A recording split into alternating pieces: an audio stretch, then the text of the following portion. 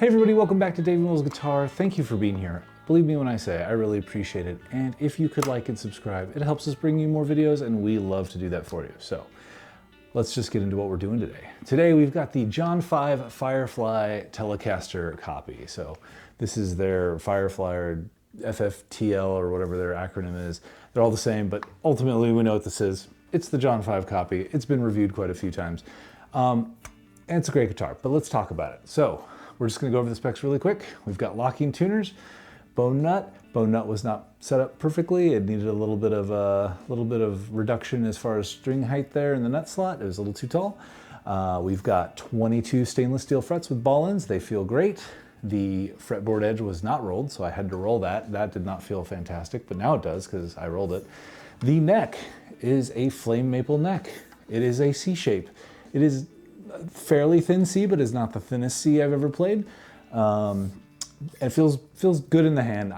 I'm comfortable with this neck. I like this neck. And it feels a little wide, but with the rolled finger edge, it feels good. I have no issues here with this neck.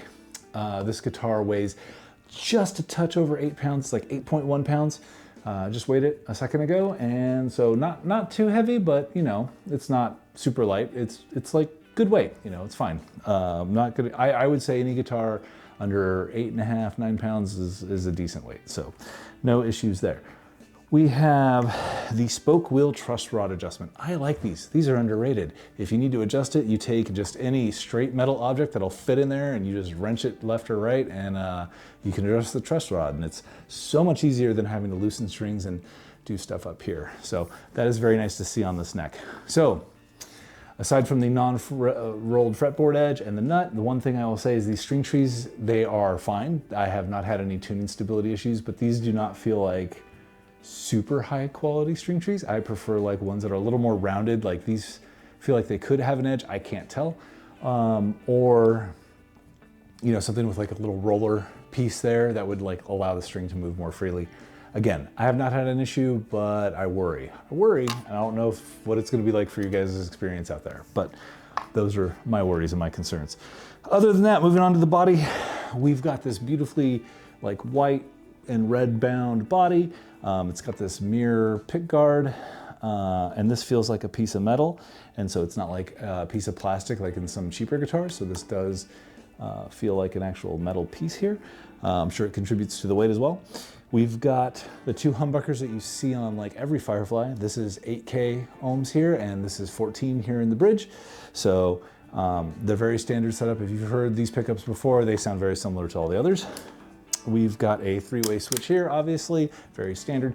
The one thing that this has that most Telecasters don't have, this has a kill switch right here, which is kind of fun. But I will tell you, I thought I would love it, and I don't, because I don't use it enough, and I'd rather have a tone knob. I learned that about myself from buying this guitar. So I thought I'd really enjoy it. I'm like, oh yeah, it'd be so cool to have a kill switch. A kill switch without a tone knob is just not for me. I do not use this enough to warrant having it. And I would just prefer to have a tone knob that I could roll down from time to time so I can get the sound I want. So something to think about when you're buying this guitar. Are you really gonna use that kill switch? Because you might not. So yeah, I think we've hit all the points. It does have like abalone inlays. I think these are abalone, I think that's what they were saying. And they look good. Some of them are a little darker than others, so they're not as like clear, but it's fine. Even if it's like cheap abalone, that's pretty neat because it is a very inexpensive guitar. All the comfort cars are there, string through body, everything feels good. The handshake is great. Really, this guitar is quite good. You know, flame maple neck. I mean, it looks great. It plays great. The action I have it set to is right around somewhere between 2 and 1.75 mil off the low E down to 1.75 off the high E, maybe slightly lower than that, but it feels good at that setup. It doesn't buzz abnormally or anything, so like your average height there. The frets are not 100% perfectly level, but they're level enough to where it's not going to buzz and cause a problem. But if you are worried about that, or you want to lower that action just a little more, you're going to have to level it yourself. and that'd be a lot of work for a very little gain. But something to think about if you're really invested in making this the most playable guitar. Now, I am gonna get rid of this guitar because, like I said, there's just a few things that don't make me love it, mainly the tone knob. I don't wanna go through and switch all the pickups and like reroute anything in here. You could definitely do that with this as a mod platform. It'd be pretty easy to do, especially if you just want to switch out the 2 humbuckers and maybe like take this. You could just take this out and probably find a tone knob that would fit here. That is a little wider than a normal slot, but you know, you might be able to figure something out there. But that's what I would do if I was going to keep this guitar. A little bit of nutwork, a little bit of rounded fretboard edge, and you know, potentially the string trees if those are causing you problems. But ultimately, it is a pretty solid instrument. So let's get this over to Dave. We're gonna put it in his hands and see what he thinks of it, and then we will go from there. And hopefully, we will get some good tones, and then we'll have him give his opinion a little bit later. All right, guys, be back in a minute.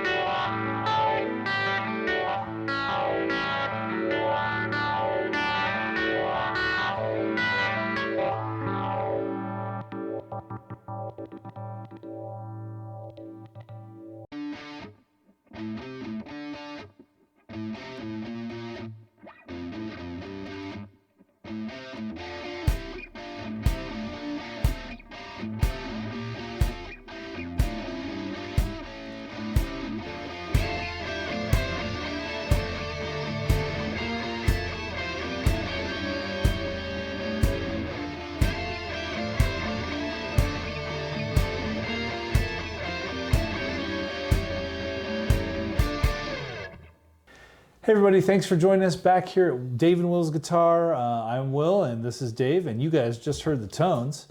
So let's talk about it. Dave, what did you think of the playability of this guitar? How did it feel before we get into the tones? It feels pretty good. The neck is a little fat or something. It feels like kind of like your Ibanez Telly. I feel like the same kind of thing. I like had to adjust. I'd get used to it a little bit, you know. But and it's kind of heavy a little bit, or so. I don't know. Yeah. Compared to whatever guitar I was playing recently, I had to get back adjusted. But once I did, it was fine. Right. I think before this video we did the Pegasus Firefly, and that was thinner. Yeah, it was very thin. Yeah. So for Telly, it does. I don't know. It still feels. I can't remember. I guess it is a little fatter, but it still feels pretty thin overall. This one doesn't feel as fat as the Ibanez one you have. Yeah, the Ibanez. It feels like, but it's still a little bit, and it's like heavier.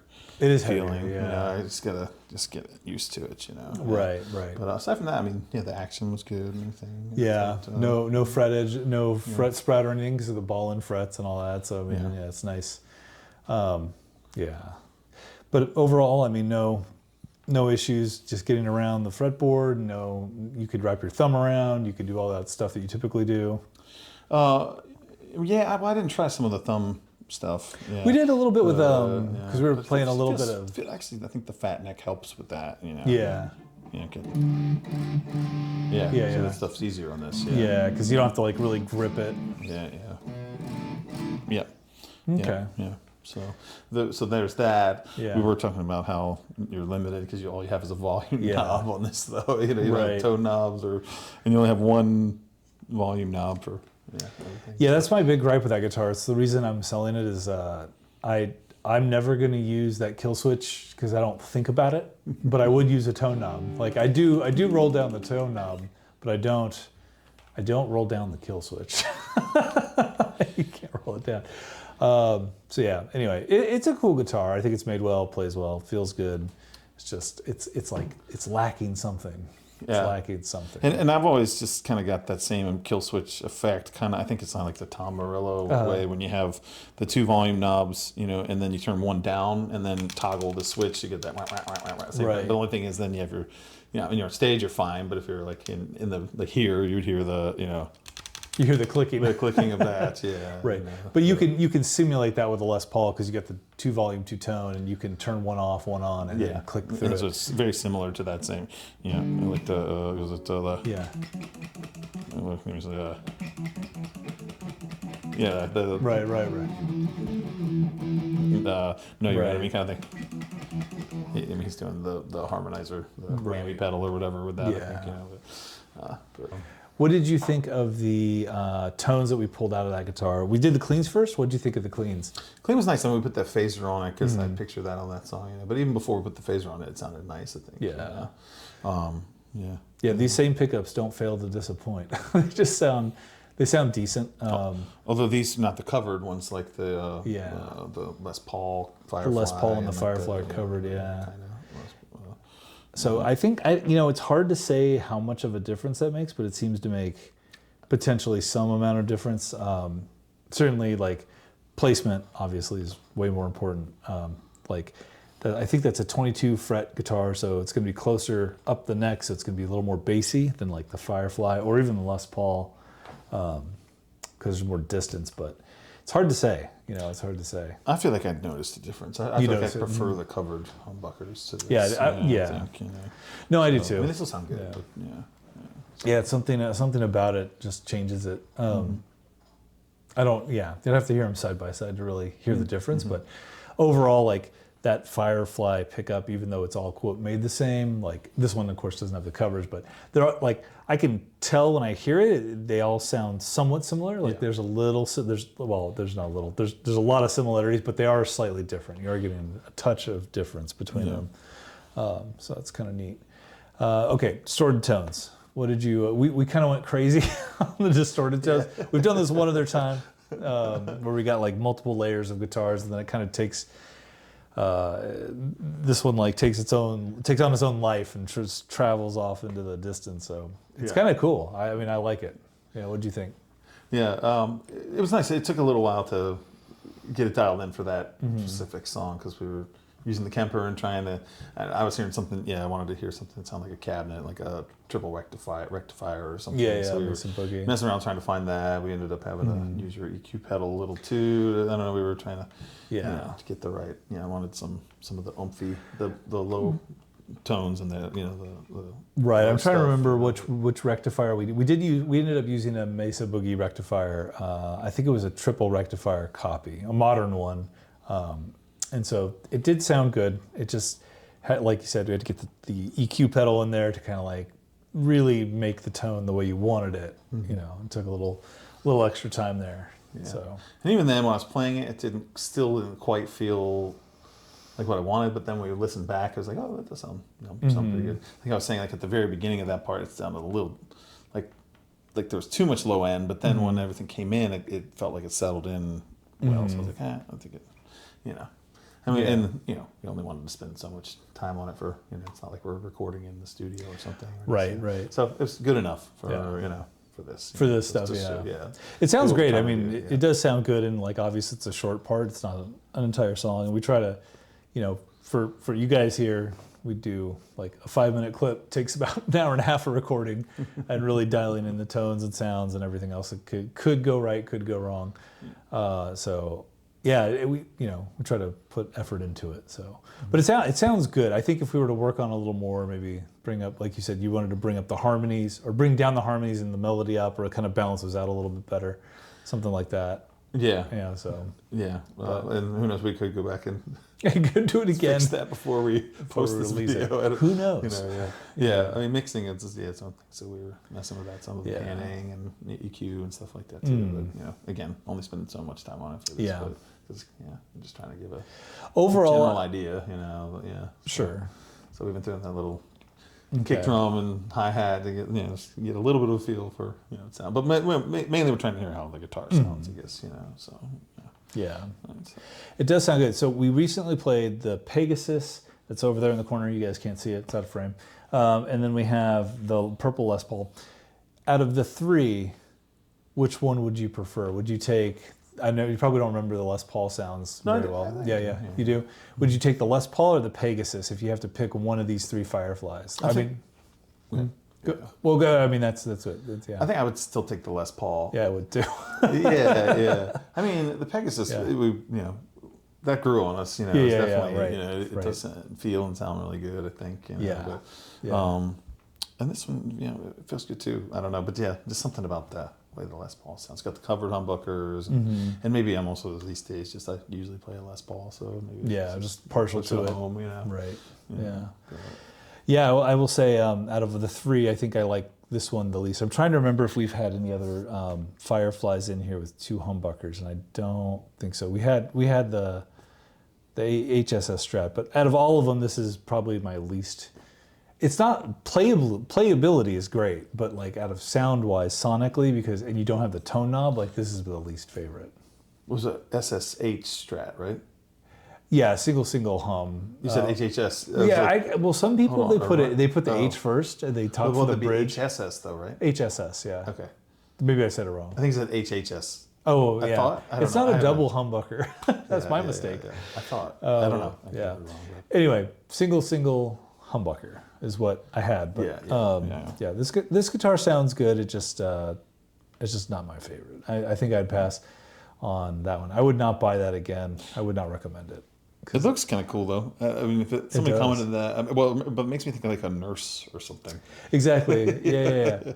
It looks like a hot nurse. Or something. So this was my work guitar, guys. So I had this in my office. So when I had downtime or during lunch, I'd just kind of fiddle with it a little bit. But I had people come in. They're like, "That's the hospital guitar because it's red and white." So yeah, first aid guitar or something. Yeah. It's got like a little bit of a retro to me, like. You said, I mean, but it's like John 5, and then, that's, well, I guess now that's retro because it's classic rock, right? No, but it's rock, not what you think, but to me it looks like it would be something from like the 40s or something to me. I don't know, or 50s or. Yeah. It's a different, something about it, like the look, it's cool, don't get me wrong, but like something about it, just I can't completely vibe with it because it's so. Yeah. Like with the mirror like pick guard is just I don't love it. Yeah. It's cool. I just don't love it. I do feel like Firefly they try to change it up. I feel like they do color combinations and stuff that you don't like, even this like the red nut. all that kind of stuff, Right. And just something like that, the kill switch with it, but just the one volume. I don't know, just interesting, It's cool. It's a bitchin' guitar. I mean, it is pretty cool. But identity or something. Yeah.